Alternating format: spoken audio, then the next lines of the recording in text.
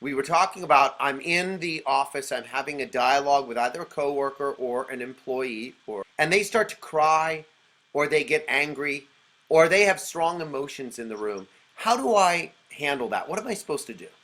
I don't think that, I think that when someone has a reaction like that, that means that that person is absorbing whatever you are saying. And I think that it's okay. If someone is crying or becoming angry, I think that we could allow the person to have, that reaction. And, how can we manage that? If I'm meeting with an employee and she's crying or he is crying, it's okay to, have a moment of silence. Just let it sit, allow the silence, and you could even, give some power back to that person by saying, I know that, you're having this reaction. Do you want to take a break? Or do you want to continue this conversation later? Tell me how do you want to manage, this conversation?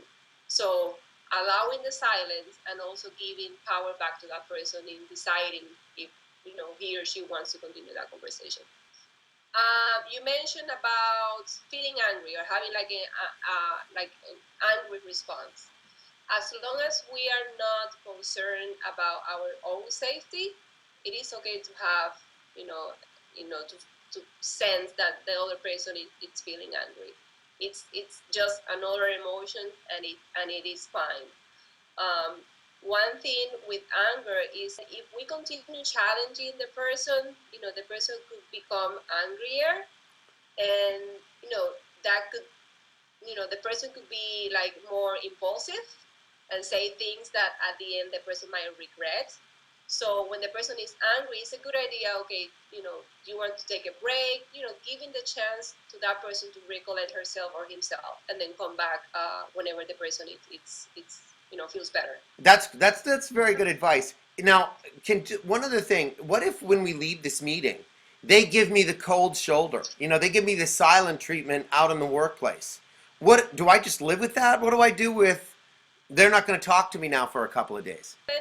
I think we could take that as a form of communication. It could mean so many things. It could mean that the person is angry, it's sad, or it could simply mean that the person doesn't have anything to say, or the person doesn't know what to say. So it could mean a lot of things, but it's a form of communication.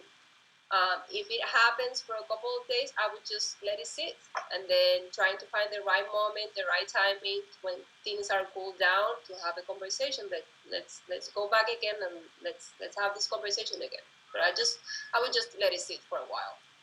Thank you. I'm going to call you up. Maybe I'll have you come into my practice and help me out the next time I have a difficult conversation. Thank you very much.